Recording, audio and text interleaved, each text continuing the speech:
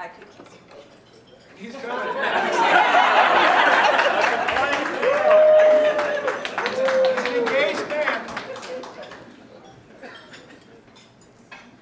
Well, this has been a wonderful party. The party I've always wanted to throw my whole life. And thank you all for coming and being in this beautiful place together and being open and querying in a new kind of way. It's felt wonderful. My first, I have many thank yous and they sort of cascade, but my first thank you, of course, is to Wenda Bashpies, who's been the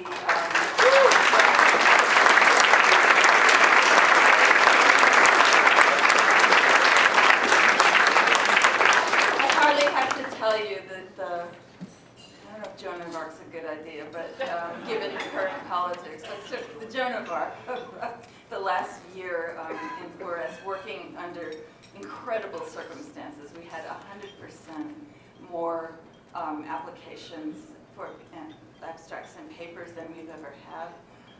We've now surpassed HSS in numbers of people showing up at the annual meeting, etc.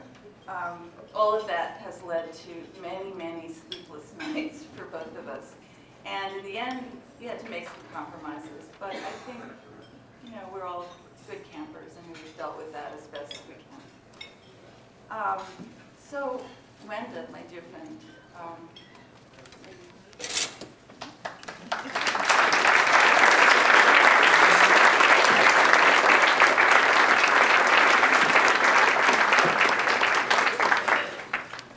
thank you, and really my first thanks is to you, because I could not be a program chair without a community.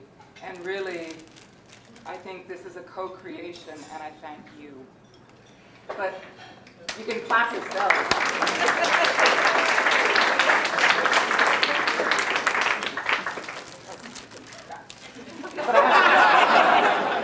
But I have to do my official thanks. And I'm going to go in order of largesse in terms of institution. I thank Penn State University for continuing to employ me so I could be your program chair this last year. I thank RIT for supplying you with pens, that you noticed there were some free pens. So those are the institutional thanks.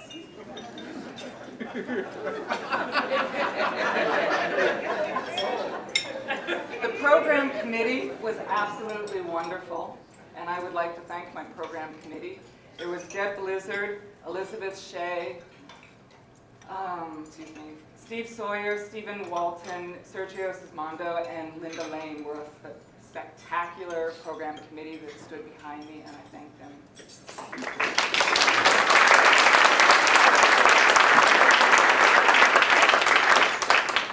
And in addition, I created what I called the Hospitality Committee, to help me address some of the little issues.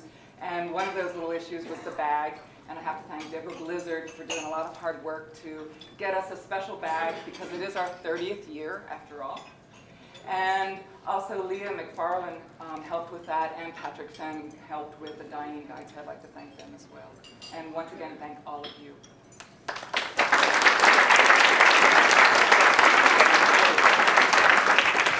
Jeff accidentally gave you Jesus. Okay. I got it. Okay. Thanks again, Wenda. It's time for me to thank outgoing members of, I almost said Congress, of Council. Wishful thinking. Anyway, Alondra Nelson, Anyor Berg, and Helen Barron and Gary Downey for the extended period of council service on the publication committee. I'd like to thank you very, very much.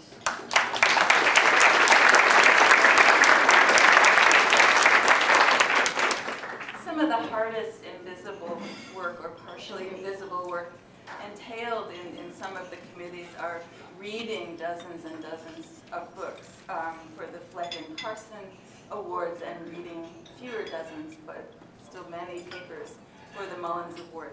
And that deserves a special kind of thanks, especially because you end up with this wonderful illusion that you've caught up. I was sharing my It's like, now I know. 30 seconds later, the feeling had gone. But it's nice. I'd like to welcome new council members, Stefan Timmermans, Gabrielle Hecht, and Michelle Murphy. Will be serving us for the next 3 years.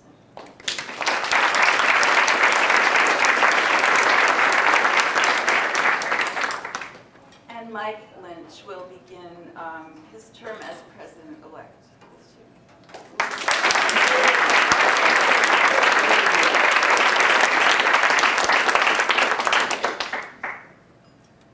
This is the part of the celebration where we distribute the awards for the organization. And the first one, and conceivably the most important one, is the Nicholas Mullins Award, which was established to reward the best graduate student paper in its year. And Sergio Sismondo will be introducing that award.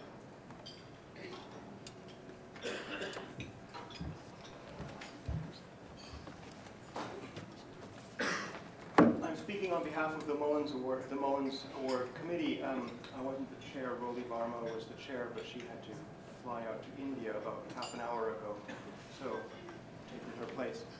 The committee read many excellent papers and wanted to award more than one prize, or at least wanted to recognize. In particular, I'll take the opportunity to put a plug in, mention Young Soon Kim's very fine paper being presented at this conference tomorrow, Impure Bioethics. In the end, though, one paper stood out. The prize will be awarded to Natasha Myers, a doctoral student at MIT, for her paper, Molecular Embodiments and the Bodywork of Modeling in Protein Crystallography. In her paper, Myers explores the physicality of the building and manipulation of molecular models. She combines beautiful discussions of the history of molecular graphics, but combines that with elegant ethnographic data to describe different ways that researchers feel their way around and inside molecules. Representation of molecules is a bodily skill that has crystallographers twisting and pushing to find shapes that work. The paper is forthcoming in Social Studies of Science, and I think that you will all enjoy and profit from reading it. Natasha Myers.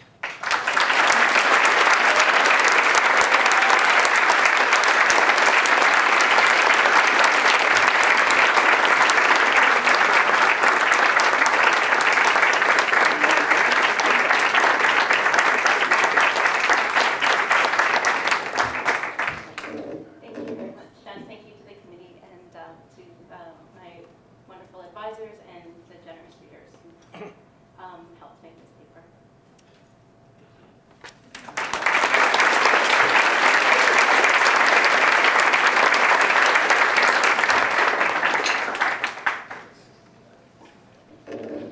I also must say that I went to the presentation that Natasha gave a couple of days ago, and it was the only time in my life I have ever entertained the notion of becoming a chemist.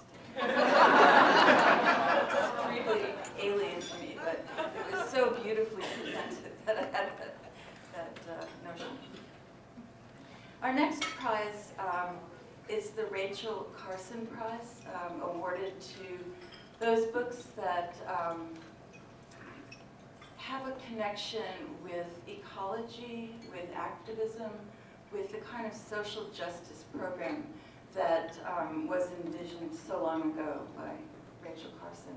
And that will be presented by Nordenberg.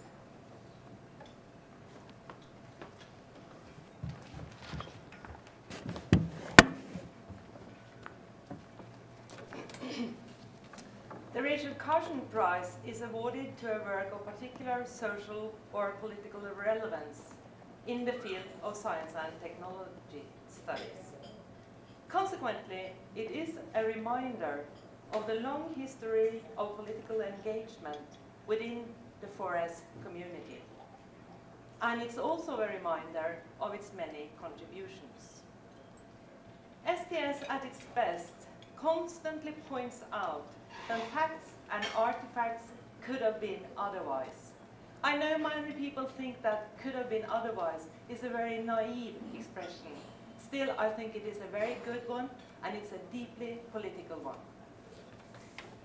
This year's winner takes this statement, "It could have been otherwise," into the field of brain research. In a challenging cross-disciplinary study of one particular visualizing technique called EET, a technique that produces various images of the brain.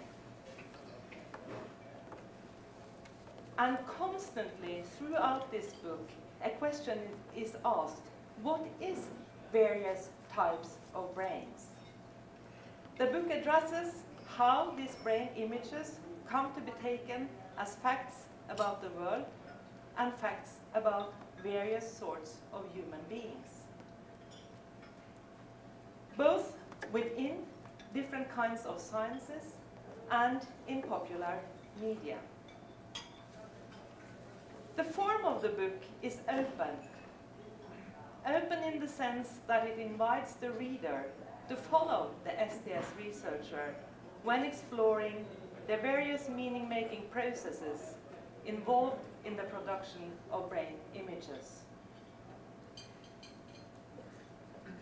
It follows images in various locations and asks questions about how and why the brain has become such an important and contested arena for understanding personality.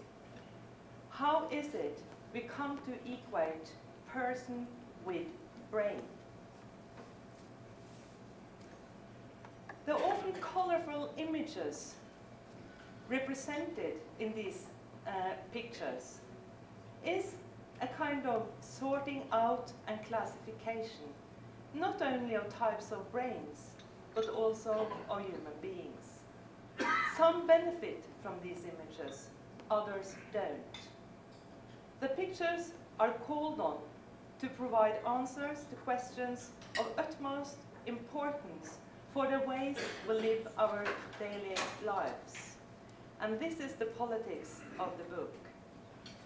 In this respect, it is a book very much in the tradition of Rachel Carson. So on behalf of this year's Rachel Carson Prize Committee, I'm pleased and honored to congratulate and announce Joe Dummett and his Picturing Personhood as this year's winner.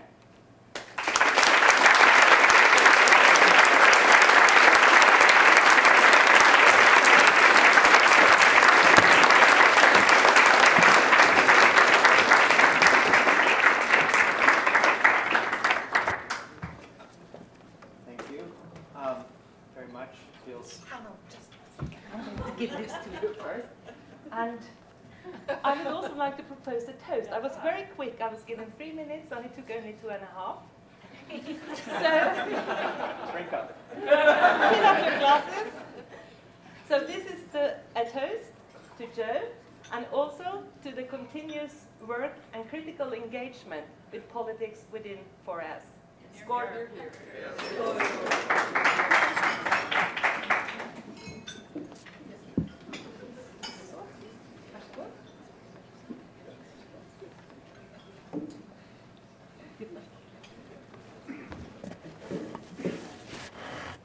No one told me how many minutes I should or shouldn't take, but I'll be quick, I hope. I just wanted to say, first, it feels lonely up here without images behind me. Thank you to the committee members, and especially to my committee members, especially Donna Haraway, who inspired a lot of the directions my work has gone and continues to go. And to all of my friends at MIT and to UC Davis, and I think contractually to the NSF. And deeply to the 4S community, which has been my home since graduate school, a place that I constantly find intellectual liveliness, sincere scholars, and especially friends. I'm honored and humbled to receive this prize, both for the great books that have received it before, and because Rachel Carson is an inspiration for her wonderful writing, her careful work, her committed research. I mentioned at my session today that my voice is one in which I try to talk to controversial topics so that no one who doesn't like each other doesn't leave the room. To find a way of describing social gridlock so that different groups recognize their role in perpetuating that gridlock, and in that way find some shared mode in which they might actually journey together to some other solution. But I also hope that my work lives up to Carson's very STS-like call to combat the assumption that, quote, knowledge of science is the prerogative of only a small number of human beings, isolated and priest-like in their laboratories. That is not true, she said. That cannot be true. Opening up the closed and increasingly privatized box of science and technology so that the connections in there become our connections, so that all of knowledge is a continual process, is a very STS-like activity. Brain images of the kind I've written about continue to show up in the news, before Congress, in courts, and in patient lives. And although I'm not sure I approve of the concept or the term neuroethics as a field of expertise, because it often functions as neuropublicity, that is posing questions like, once brain scans can tell lies from truths, will that be an invasion of privacy? Rather than asking how it is that we think images can show lies in the first place and what we should do with both brain scans and lying. I nonetheless have attended neuroethics conferences recently and just joined a new society of neuroethics precisely in order to help broaden the meaning of ethics in STS-like ways. And this prize gives me encouragement to keep trying. Thank all of you again.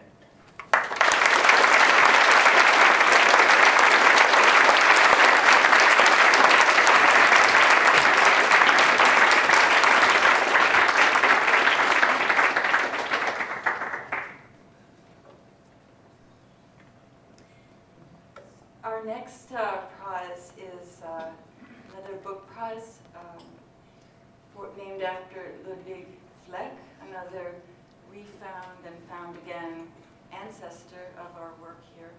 The Fleck Prize is awarded for the best scholarly book produced by the STS community with a slightly different shading than the Carson book. In some ways, they're twins.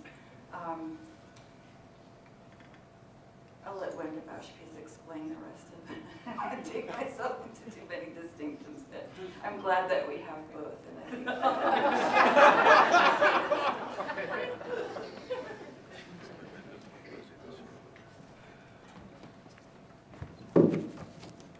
Thank you. I'm pleased to be here in my second role this evening. And actually, if you have the pleasure of serving on council, you may not know what the distinction is. It's always a debate. What is the distinction? How do we sort out what should get the Carson and the Fleck? But meanwhile, I'm here this evening to announce the winner of the Ludwig Fleck Book Prize given each year, as we mentioned, in the forest community for the best scholarly book published in the last 3 years. And you can imagine that's an enormous task. The committee, Yoko Fujiaki, Gary Downey, and myself, we spent good conversations negotiating, figuring out who and where should the honor of the Fleck Prize go. And in our discussions, ultimately, in the year that we did this last year, in our discussions, it came down to one book seemed to be the clear prize winner, and it was Philip Murawski's The Effortless Economy of Science, ? And I personally love the question mark. And the reason why we ultimately came to a very solid agreement on Philip Murawski's book was for its ability to engage multiple disciplines, to critique accepted truths, and to explore the socialness of science within the history of history and philosophy of economics. Thus, it was clearly an STS book. There was no question. This was a lovely STS book, but really what made it prize-worthy? That we need to go a little deeper, and for me, and I think Yoko and Gary would agree with me, it was his bravery to explore the in-between spaces of the science-economic nexus, to raise those questions that cause us to stop and think, to look at science as an economic phenomenon, and to seriously and solidly engage with the STS literature that is both refreshing, challenging, and possibly pushing us in new directions. Thus, the 2006 Ludwig Fleck Prize Committee is delighted to introduce you to the author of this wonderfully interdisciplinary selection of essays designed to help us think past the black box of money and policy.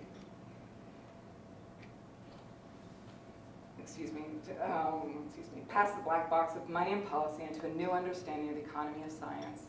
And I would encourage you and invite you to join us early tomorrow morning for the Author Meets Critic, and to welcome Philip Morawski to accept his prize.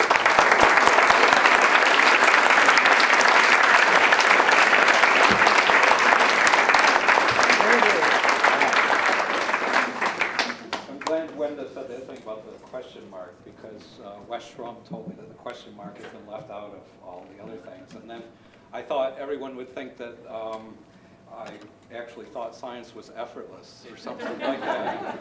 I was all worried about that. Anyway, just thanks a whole lot for a totally unexpected prize, because I talk about this in the book a little bit, the ways in which it's really hard to get STS to talk about what I think of as kind of more macro issues and sometimes more structural issues, especially with regard to what I see as one of the main things that's happening in our lifetime, the commercialization of science generally, and what that means for just about everything.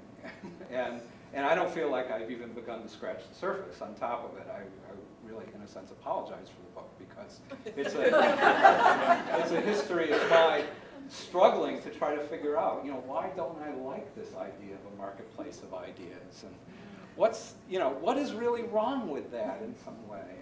And I think I know the answer now. The trouble is, it's not in the book, so. But read it anyway, please. And in fact, Paul Foreman has a paper, a really long paper, coming out in History and Technology next year, where he argues that even the very idea of science itself is being dissolved under the new regime. And while I don't, agree with Paul all the way, I would think it would matter to a group like 4S that they are living through a period in which science may lose its specificity as part of becoming something else. And that's really something that I think this group is, particularly well suited to address. So anyway, thanks a lot.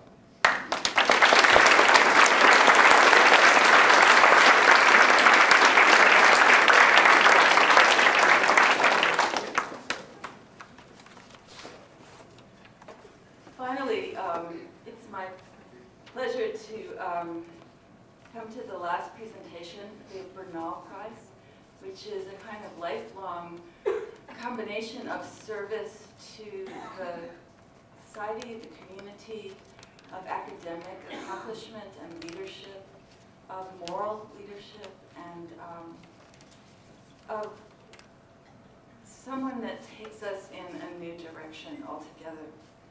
Now, we decided on this committee that since all of you are so wonderful, unique, and totally incomparable in a way, we decided to change to a simpler criteria. And we began to read the literature on how to tell things like who will be successful, who will have the most impact on the world, will birth order be important in affecting scientific revolutions. And we finally did find a criteria. We did this weighted by and adjusted for gender and ethnic averages, of course. And I speak, of course, of the issue of height. It's well known, one of the very few findings in social science, that height is a very good predictor, perhaps the best predictor of lifelong success. So we began to search. We searched high and low. We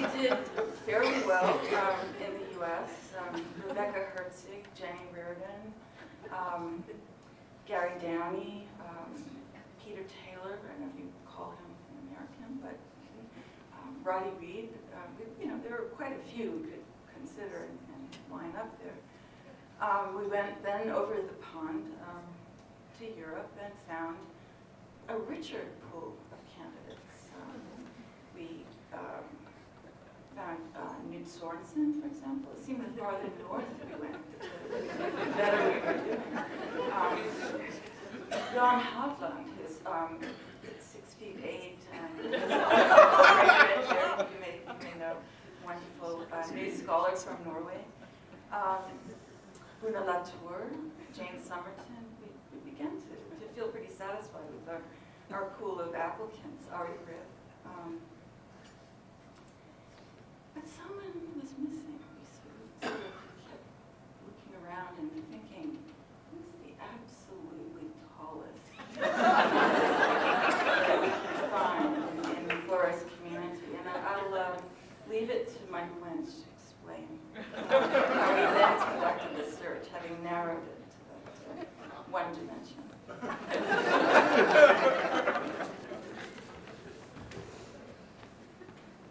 I was not considered under that criteria.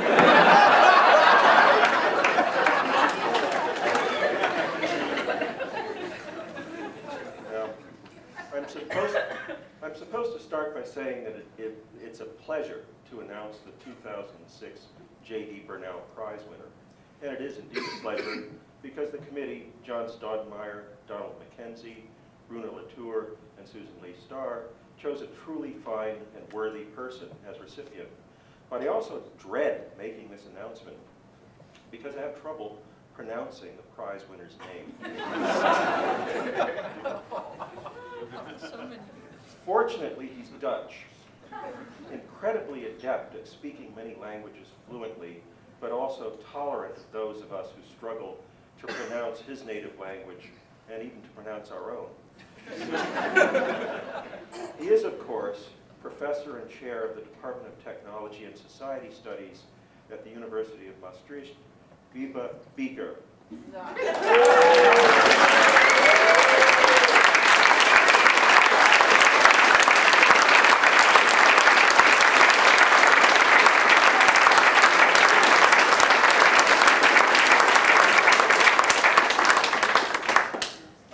While preparing this introduction that Beeker is Dutch for beekeeper.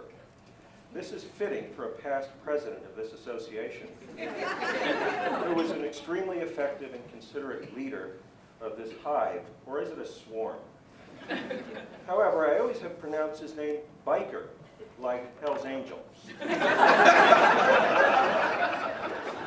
Now Wiebe is about as far from being a Hell's Angel as one can get. But I'm told that he rides the non-motorized kind of bike incessantly. Biker also calls to mind his essay with Trevor Pinch on the social construction of the safety bicycle, which Trevor never learned the lesson from, falling over the handlebars last year. An essay that launched the social construction of technology movement in the mid-1980s. A version of the essay was originally published in Social Studies of Science, got to do a plug, but it is perhaps most familiar as part of the volume edited by Biker, Hughes, and Pinch, which graces so many of our bookshelves. The one we name after another form of transportation, the school bus book, because of the orange cover. The social construction of technology was, of course, a highly significant move as it provided a provocative frame for building an alliance between science studies and another relevant social group, the history of technology. Trevor Pinch tells me that when SCOT, as it's often called, was launched at the first 20 workshop, Wiebe had the brilliant idea of holding it in an isolated spot where the only form of transport was rental bicycles. So all participants went on bike rides together, and this really added to the ambiance. Although the bicycle is a constant theme in Wiebe's life, he went on to develop and elaborate his own ideas about technological frames in his 1995 MIT Press book of Bicycles, Bakelite, and Bulbs. And for a number of years now, Wiebe has been writing and acting to advocate the democratization of technology. For example, with Karen Bisterveld, he published a paper in Technology and Culture, Women Walking Through Plans, Technology, Democracy, and Gender Identity, which received the Abbott, Case, and Usher Prize in 2002 for the best scholarly work published during the preceding 3 years under the auspices of the Society for the History of Technology. He also has engaged himself in efforts to bring about changes in situations he studies, for example, ecological restoration projects. Recently, Wiebe has been studying a topic that is very close to home for the Dutch, water engineering. It is especially close to home for him because his father, Eco Wiebe Bijker, was a coastal engineer, and needless to say, the name Eco fits Wiebe the Younger also very well. According to an essay about the Hurricane Katrina disaster that Wiebe presented in these meetings a year ago, which will be published in a few months in Social Studies of Science, he discovered during his research that his father had won an award from a coastal engineering society, and the paper actually explicates a paper by his father. There's much more to say about Wiebe's many academic, administrative, and political achievements, but I'm under orders to keep this short, tall. One thing I feel compelled to mention is that before pursuing the sociology of technology, Wiebe wrote an award-winning series of physics textbooks, which included some discussion of science and society issues, and represented the sort of public outreach that he's maintained throughout his career. And finally, it is imperative that I say something about what a fine person Wiebe is. Anyone who knows Wiebe can tell you that he has the gift of humility, genuine humility, and not false modesty. And while he is politically active, he is gentle, soft-spoken, tolerant, and considerate of others' viewpoints, which makes him that much more effective politically.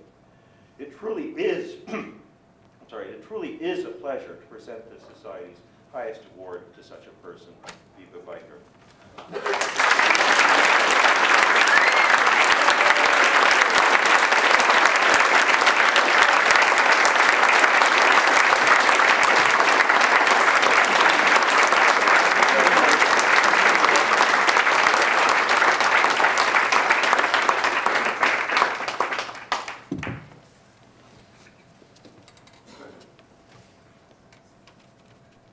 When Mike called me to tell this news, I basically couldn't believe it.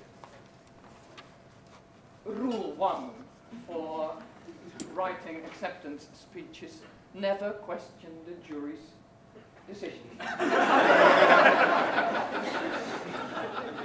As sociologists, we know how important rituals are. They maintain institutions, they reproduce institutions. As sociologists of science, we have studied the unwritten rules of writing prize acceptance speeches.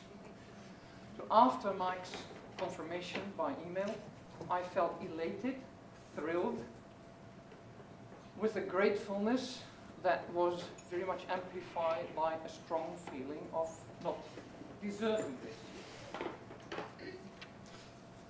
Rule 2. Do not be overly modest or overly grateful as if you don't deserve it, because that undermines the status of the prize and thereby its awarding institutions.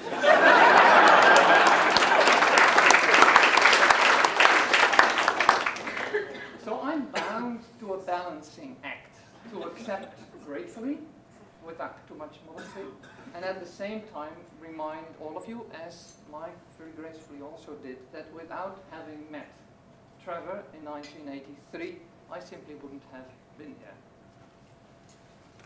Rule 3, don't start mentioning names of friends,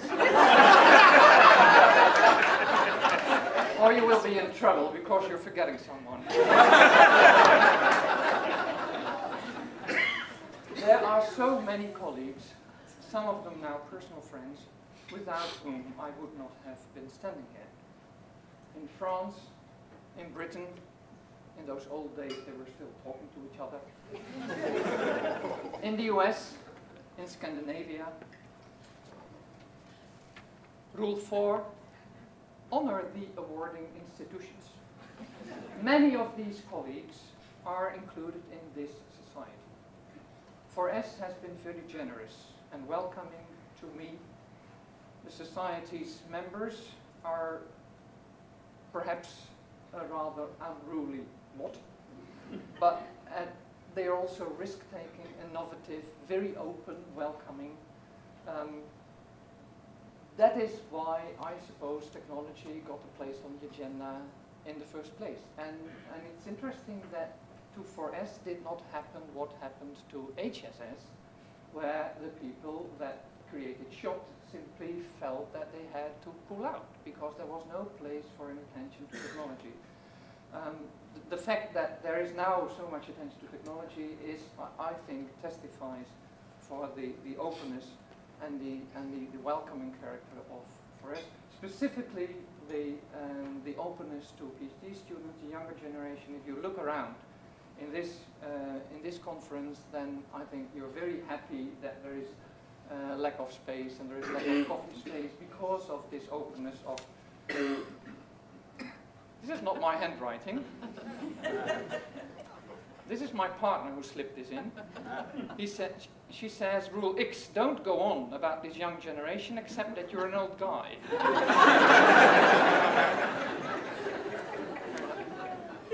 Rule 5, that's mine again, try to say something substantive.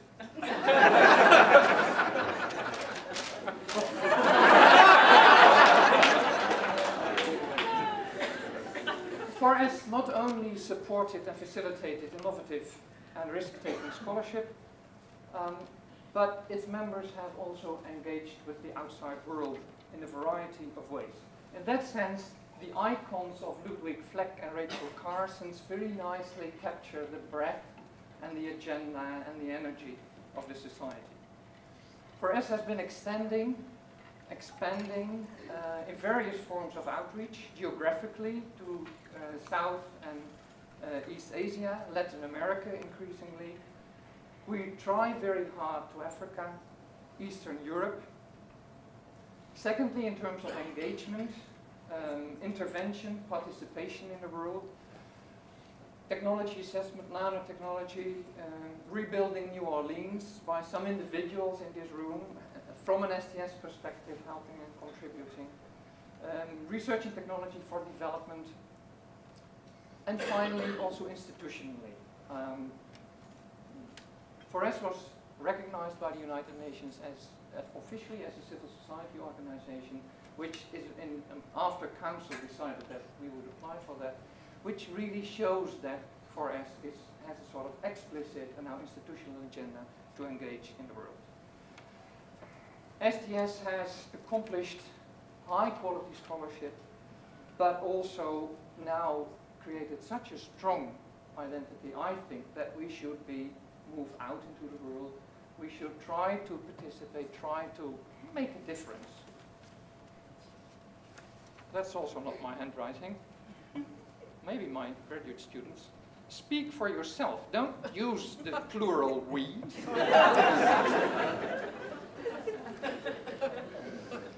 Rule 6. Make 7 rules. Rule 7. Don't take too long. I conclude by thanking very sincerely this society and its members for both the challenges and the opportunities that I received, for also being an intellectual outpost to go out in the world, and finally for awarding me the Bernal Prize. Thank you.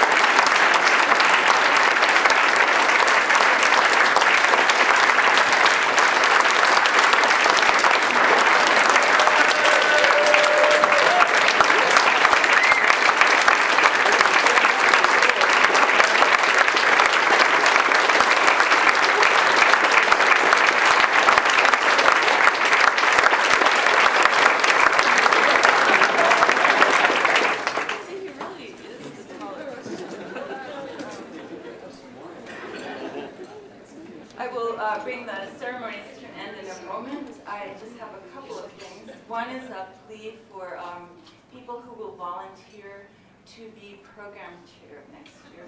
It should be an exciting year full of opportunities to put suggestions and new structures into place. And I have a 24/7 emergency phone line set up to my bedroom if there's any problem. The second thing is that there is now a call out for papers for the new editor of Science, Technology, and Human Values that will be open for, I guess, I don't want to say bidding. It will be open, all bids can go to my bank account until January 15th. So if you have any inclination in that direction, please move on it fairly quickly. And finally, and also the presidential plenary session, which this was not, is tomorrow from 8 to 10 p.m., followed by a huge party. The graduate students are throwing, I don't know if we're allowed. Finally, please come to Montreal next year.